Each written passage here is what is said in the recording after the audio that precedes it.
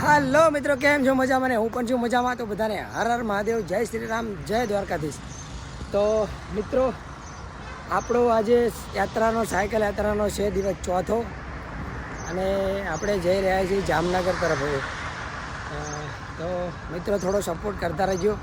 મને પણ હવે સાયકલ ચલાવવામાં મજા આવે, કારણ કે શરીર આખું દુખે છે અને કોઈ સપોર્ટ નથી કરતા એટલે મજા પણ નથી આવતી. તો મિત્રો, હું તમારો ગુજરાતી મિત્ર છું પ્રવીણ. તો મને થોડો સપોર્ટ કરો એટલે મને પણ યાત્રા કરવામાં મજા આવે. તો બાકી બધાને જય શ્રી રામ, જય દ્વારકાધીશ. તો ચલો વિડીયોમાં મળીએ આગળ. તો મિત્રો, હવે જામનગર આપણે બહુ છેટું રહ્યું નથી. જામનગર નેશનલ હાઈવે ઉપર તો છું જ તે, અને અહીંયાથી કમસે કમ 9 કિલોમીટર જેવું બાકી છે. પણ મિત્રો, ઘણી બધી વચ્ચે સેવા મળતી રહે છે. કોઈ ભાઈ કંઈક આપીને જતા રહે છે. જે પણ ભાઈ આવી સેવા કરે છે એમનું પરિવાર દ્વારકાધીશને જોવા માગું છું કે એમની પરિવાર હંમેશા હસતો ખેલતો રહે. અને અમારા વિડીયોને હરેક શેર કરજો, એટલે અમને પણ આગળ થોડી જ હજી મદદ મળતી રહે. બાકી તમારા બધાનો સાથ સહકાર બહુ મળે છે. બાકી જય દ્વારકાધીશ. મિત્રો, આપણે જામનગર વટી ગયા છીએ, અને એક આશ્રમ આવ્યો હતો દેવ ભીમનો, રામાપીરનો આશ્રમ. ત્યાં આપણે કપડાં બપડા બધું ધોઈ નાખ્યું છે અને આગળ નીકળી ગયા છીએ. પણ પવન એવો છે કે સાયકલ આગળ ચલાવવા જ નથી દેતો. અને મારે જવાનું છે ખંભાળિયા. આથી થાય છે 45 કિલોમીટર. તો ખબર નહીં કે પહોંચાશે કે નહીં, પણ મારે એટલી હિંમત કરવી પડશે કે ખંભાળિયા પહોંચી અને રાહ જ રહું. પણ પવન બહુ નડે છે. સાયકલ ગમે એટલી ચાલતી નથી. પવન બહુ છે. જોવો તમે, પવન જોઈ લો તમે કેટલો હોય છે.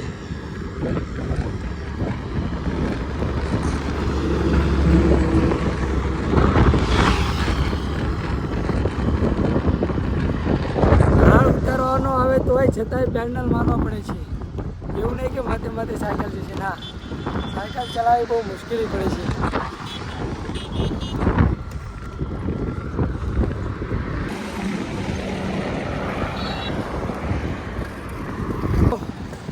હાલનું રિલાયન્સ કંપનીની આગળ ઘણો બધો આવી ગયો છું, અને અહીંયાથી દેવ ખંભાળિયા પણ બહુ આઘું છે. અને હજુ કંઈ રહેવાની વ્યવસ્થા થઈ નથી. ખબર નહીં આ કે પણ રહેવાની વ્યવસ્થા થશે કે નહીં. એકલો છું એટલે થોડીક બીક લાગે છે કે જલ્દી રહેવાની વ્યવસ્થા થઈ જાય તો સારું છે. કાલે તો એક ભાઈ હતા એટલે મજા આવી હતી, પણ આજે ખબર નહીં કે કંઈ મળશે કે નહીં. હિંમત કરી અને દેવ ખંભાળિયા તો જઉં છું, પણ પહોંચીશ કે નહીં એ નથી ખબર. તો ચલો આગળ આજ જઈએ, એટલે પહોંચીએ છીએ એ જોઈએ છીએ. હવે થાકી તો ગયો છું સાયકલ ચલાવી. મિત્રો, આપણે નાયરા કંપનીની બાજુમાં પહોંચી ગયા છીએ. એક સરસ જગ્યા છે, ગૌશાળા છે. તો આપણને ત્યાં રહેવાનો ઉતારો મળી ગયો છે. અને આ ભાઈ, શું નામ તમારું? હિતેશભાઈ. આ કણે બહુ દિવસથી એની મમ્મી પપ્પાને આખી ફેમિલી અહીં કામ કરે છે ગૌશાળામાં. તો એમને આપણને રાતે જમવાનું પણ કહી દીધું છે કે તમે અમારા ત્યાં જમી લેજો.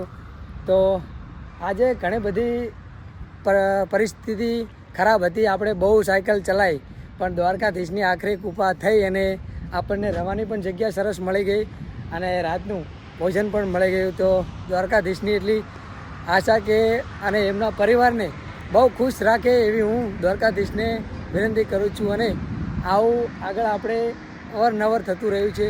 તો ચલો તાણે મિત્રો, આપણે આજ રાતે આયા જ વિસામો કરવાનો છે. તો કાલે બીજા વિડીયોમાં મળીએ. ત્યાં લગન જય શ્રી રામ, જય દ્વારકાધીશ. તો ચલો સપોર્ટ કરતા રહેજો. તો ચલો તાણે કાલે બીજા વિડીયોમાં મળી. Bye bye.